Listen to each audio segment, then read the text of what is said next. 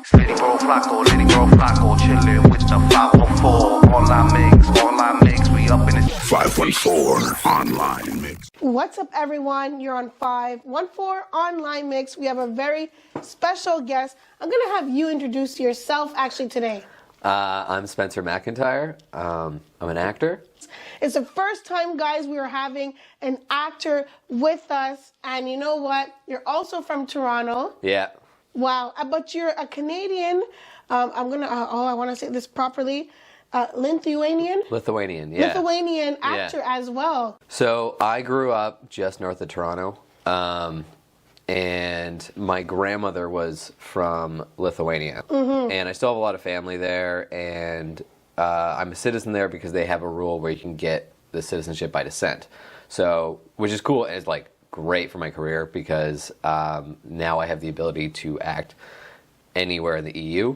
And my father was born in England, so like that gets me UK. It makes me an administrative dream. Oh yeah. So you were an accountant at first, and then you sold your firm to become an actor.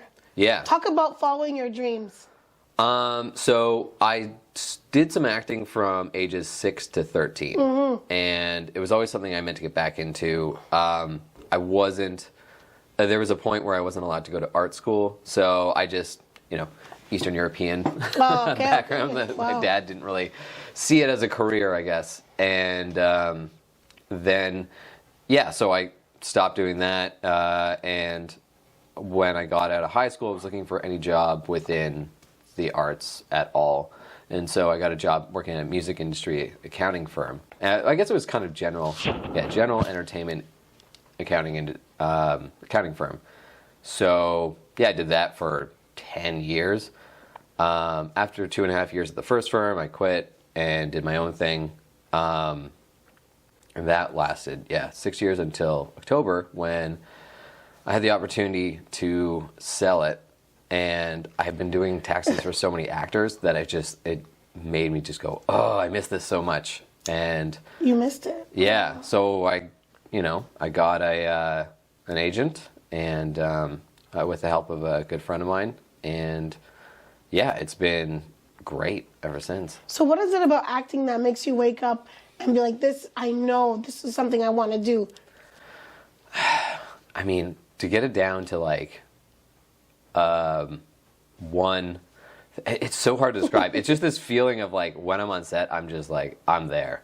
And it's one of those things that even like as I've done the sale and talked to a lot of friends about it, they're like, yeah, I see this for you. And I don't know, I feel at home when I'm on set, and I feel comfortable in front of a camera talking. I just love the whole process. And yeah.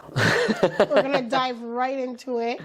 I seen your resume. You have a great resume. Actually, you know what? We're talking about the resume a little bit after. Okay. I've actually seen a little bit of what you do just to become the actor that you are. Yeah. I've watched some of your combat training. Yeah. How amazing was that? Like, it must have been so fun to do the combat training. Oh my God, so much fun. I mean, it's something I love action films. I mean, they look like so much fun, and there's this great studio in Toronto called Rapier Wit, and people fly in from all over the place just to go to this school.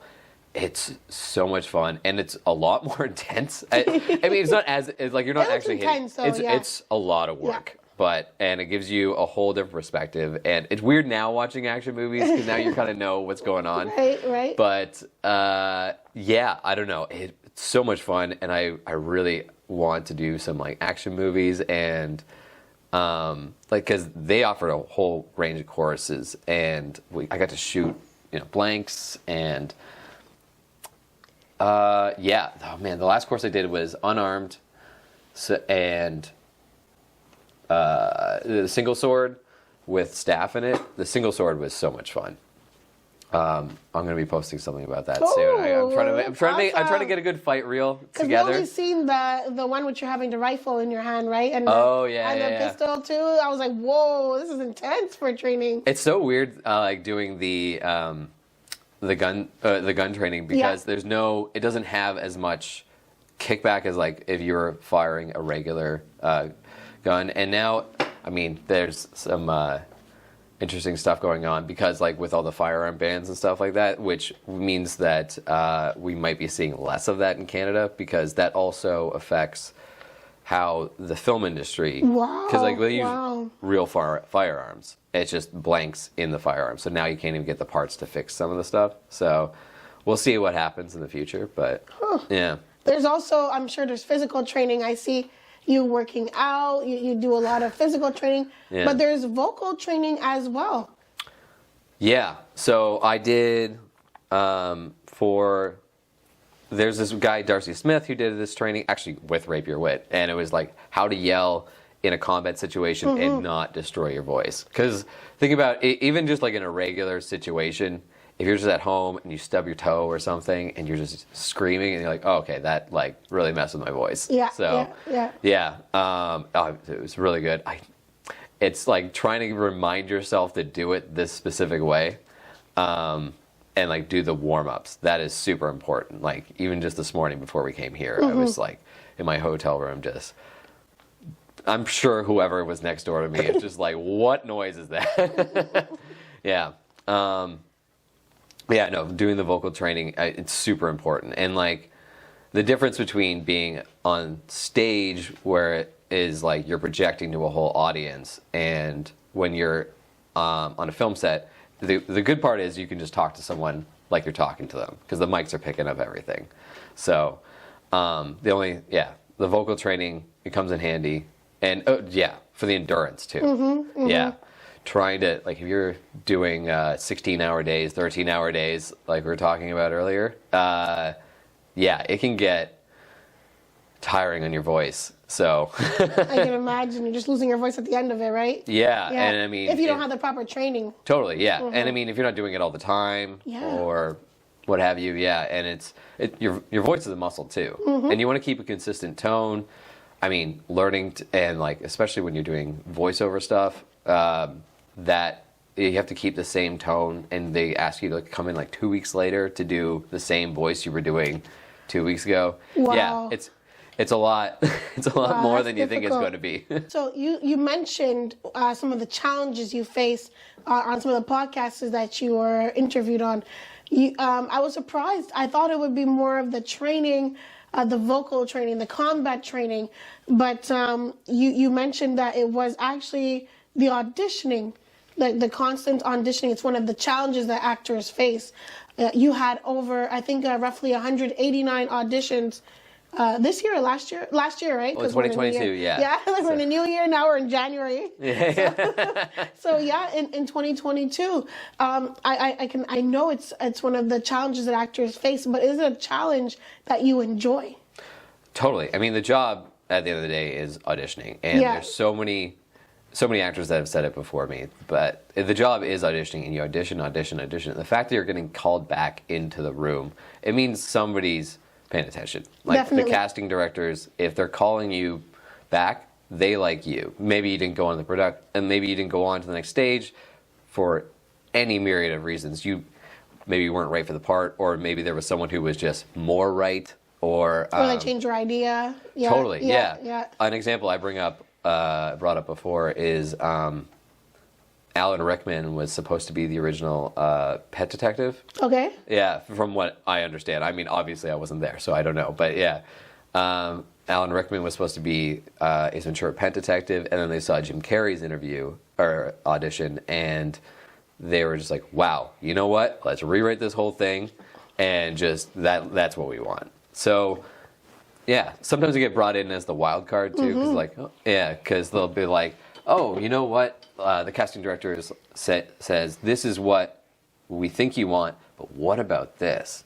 And I mean, just 190 auditions alone it's a lot of work. And like every 100 auditions, sometimes you're only being called for 1 or 2. Usually, that's how it works. Sometimes, huh? Yeah. I mean, a friend of mine once said it was like 1 in every 50 you kind of get, but that's not really what you end up. It's so random and it's so very out of your control So, I mean, that is probably... I like that. Yeah. Yeah. It's gonna... It's a rush. There's a rush in it. Totally. Yeah. And I mean, some of my friends, they'll audition, maybe 20 times a year, which, like I just have the unique advantage that I'm auditioning so much I can stop thinking about like certain roles. There's a couple that like always hook you in. You're like, man, I want that so bad. There's one, imagine, yeah. I'm thinking about like one in particular right now that I'm just like holding my breath on. But Wow. yeah, Wow. and it's just because it just keeps playing in my mind. I'm like, oh man, I really crushed that audition. I really hope. But I mean, even if you crush the audition, that doesn't mean that much because, like I said before, you could be right for the part. You could have done so well in the audition, but there's someone who might be more right and might fit more within what the director sees. So, yeah, it can be a little daunting. So you have just to name a few, okay? You actually played as a priest for the Haunted Museum. The Haunted Museum was okay. So that was in Haunted Hospitals. Yeah. Okay, Haunted Hospital. Yeah. Okay. So that was a reenactment show, and then Oh. yeah, and Haunted Museum. That one's coming out. I don't know when that's coming out, but I did that recently too, and Oh my I was gosh, a delivery guy. exciting. Yeah. And I mean, I know this is going to air, and so when I say I'm going on Wednesday, Yeah. it's going to be a few weeks. But Yeah. I'm Yeah. going overseas to audition for some stuff in Lithuania, and I don't know. I have a few things coming out this year that I can't quite talk about yet. Ooh, that's a good thing. Yeah.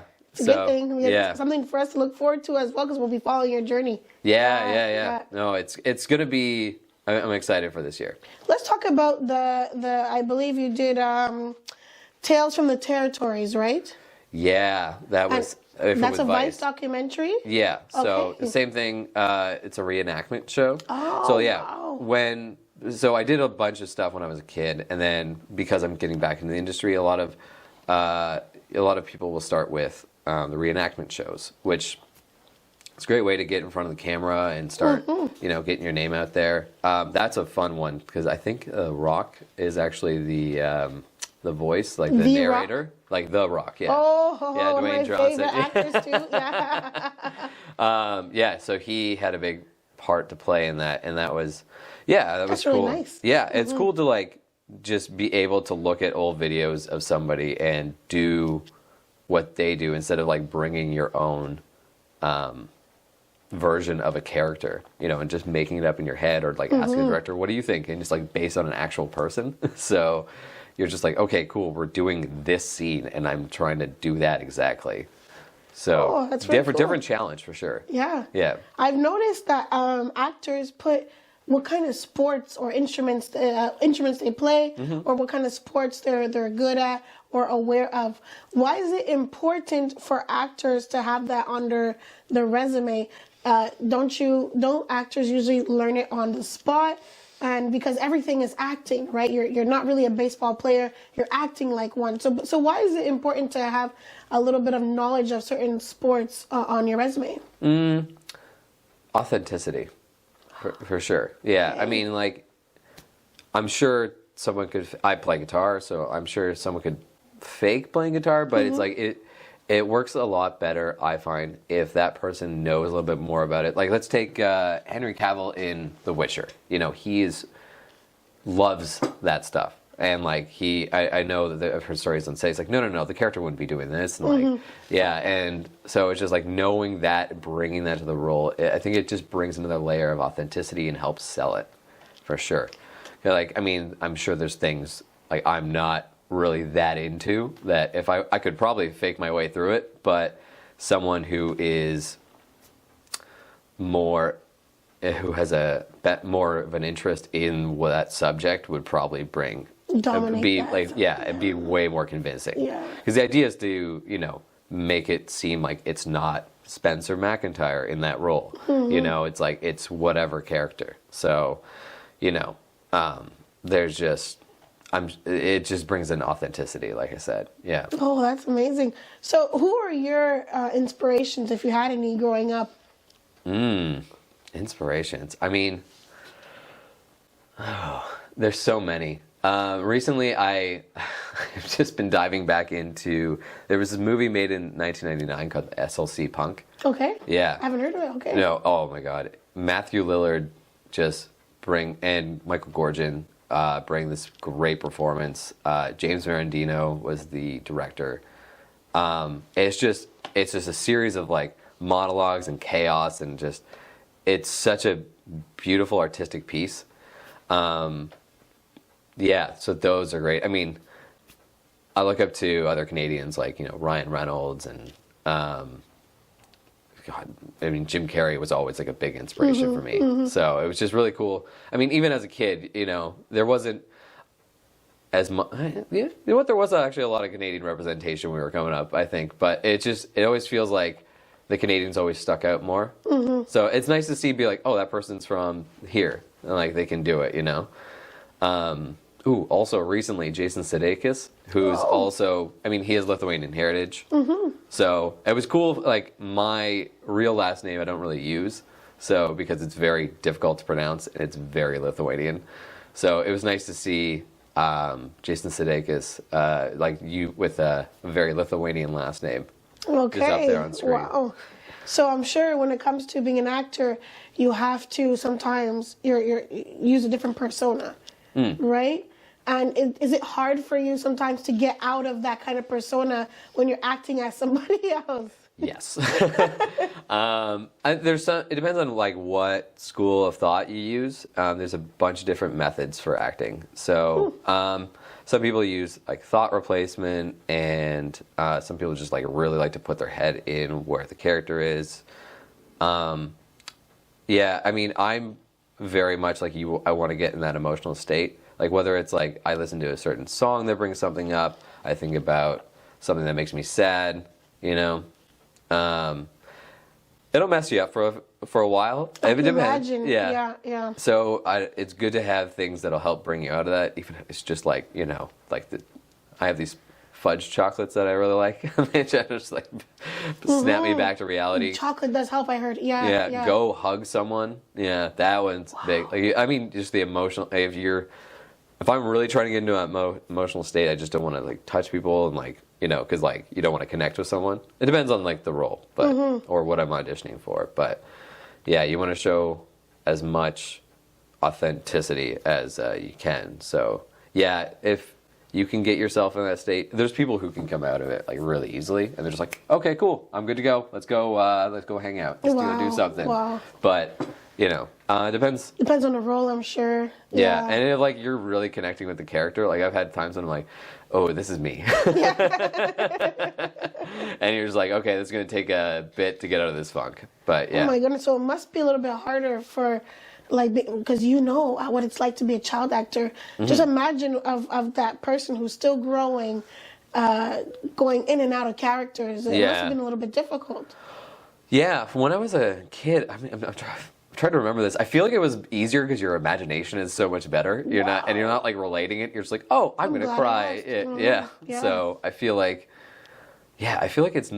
But I could also have just blocked out that trauma. I have no idea. Well, since you're on trauma, actually, you mentioned about being bullied for your beautiful red hair. I'm really, really surprised that people, because I also went through some bullying for my skin color, right? So just the fact that you went through some bullying yourself for your red hair. I was really shocked to hear that. And do you use that sometimes to when you're doing a sad role? Do you use something like that? Personal experiences?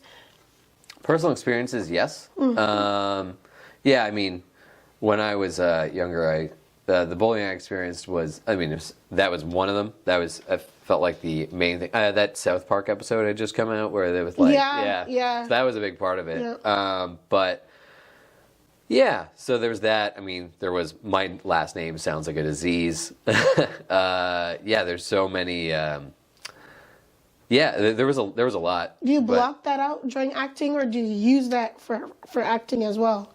I haven't recently, but I'm sure if like something came up with that, like we didn't have a lot of money growing up, so I mean I went to, and just where we were, I don't know, I was the only multilingual person in kind of like the town I grew up. Yeah, you speak 3 different languages, right? Yeah. So it's just like, yeah, so that was like, because like just north of Toronto was like just purely English. So I mean, yeah, I mean, I don't use that in my acting per se. I haven't. Okay. I haven't yet. There's a lot more recent sad things. So I'm sure it'll come up.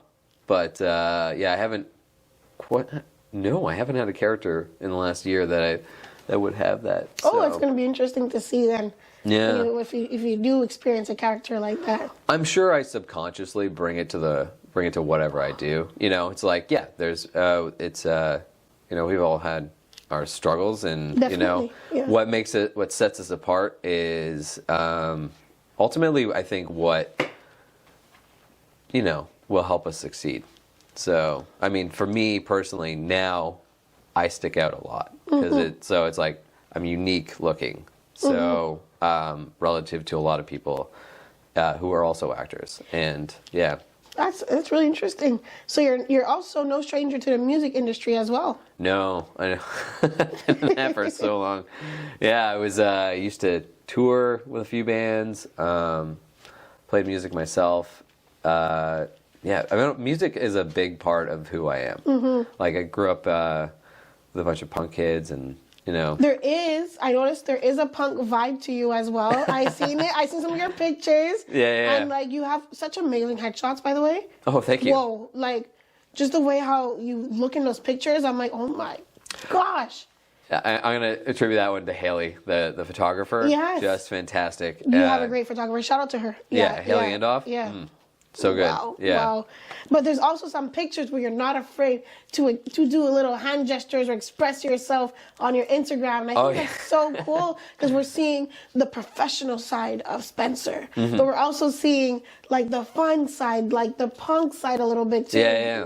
Well, I mean, yeah, a lot of my friends are in punk bands. I think what you're referring to is I've been doing this series with my buddy Michael Krusty Media, Mike Amaral. He's a great photographer also in the Toronto punk scene, and yeah, we were just like, what can we do? And yeah, I enjoy modeling too, and like bringing that edge You're really to good it. at it, yeah. Thank you.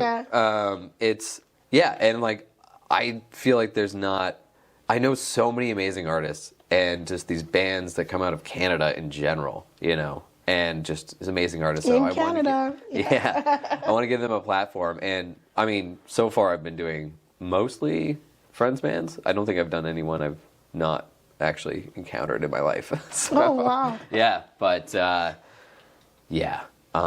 It's been such a big driving factor for who I am as a person, and just, you know, I've met so many great friends in the music scene, and I felt like it really gave me that mentality that helped get me where I am now. So what can we expect for 2023 for your acting career? Oof. What can I talk about? Yeah, what are you allowed to speak about, right? Yeah. I mean, there's always things that, and the thing, it's weird because it's always, things are coming up, and like what I always say is, you know, even if you get a role, it doesn't really matter until it's, like it's not really finalized until you are seeing your face play on that screen. But yeah, I don't know, there's some exciting things coming up, so I feel like, you know, if people just watch my Instagram, that'll be. We definitely will. We definitely will. So, talk about your Instagram. Where can they find you? Oh yeah, I can say the actual name of it. Yeah. I was thinking about changing it because I'm like, I don't know. There's a few places I can't say. I want to ask you about that too. Yeah. It was just okay. So it's shit Spenny sees. Yes. And it was just years and years ago. I just made it as a joke, kind of like referencing that Twitter account, shit my dad says. Yeah. And it was just, yeah. And then I just kept it, and I never changed it. We have Spencer on 514 Online Mix Radio, an actor who was an accountant, and now you are following your dreams. This is amazing to see. Can't wait to see your journey and what else you're going to be accomplishing this year. Thank you. I'm stoked. Thank you so much for having me. I'm stoked to come back next time with more news and maybe some things I can talk about. Well, that's amazing. You know what? I had so much fun speaking to you, and thank you for being on the show once again. No stress at all. Lady Rose. 514, all I mix, 514, all I mix, 514, 514, 514.